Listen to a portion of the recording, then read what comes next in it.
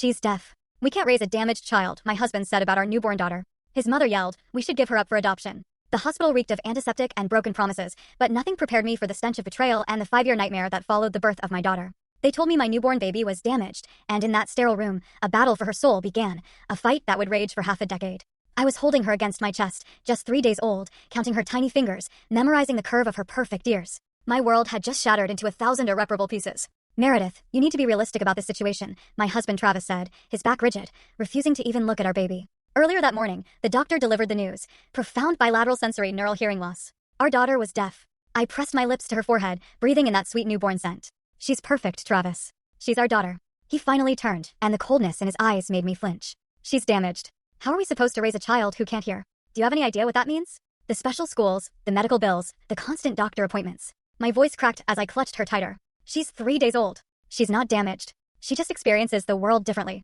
Suddenly, the door burst open. Travis's mother, Constance, swept in like a hurricane. She'd been in the waiting room, and apparently, Travis had already filled her in. Her face was flushed, her eyes wide with what I can only describe as disgust. This is unacceptable, she announced, pointing at my baby like she was a defective piece of furniture. Travis, I raised you better than this. You cannot saddle yourself with this burden. We need to give her up for adoption. There are facilities for these types of children. My arms tightened protectively around my daughter.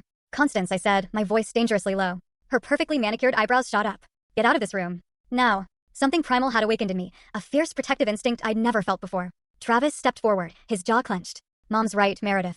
We need to consider all our options. There are families who specialize in special needs children, people who are equipped for this. I looked between them, these two people I thought I knew. Travis and I had been together for 6 years, married for 3. I'd loved him completely, trusted him with my whole heart. His mother had always been cold, controlling, but I tolerated her for his sake. She's not an option to consider. She's our daughter.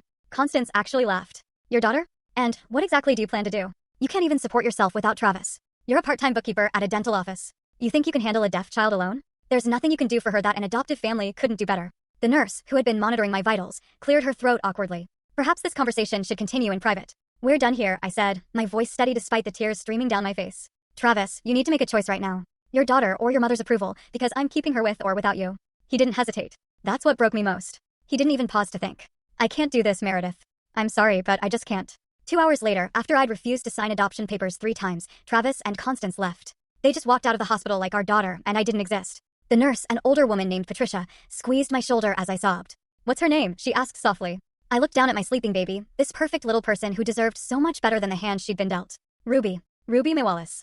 Patricia smiled. Full story on channel link below. Click now to watch what happened next in the story.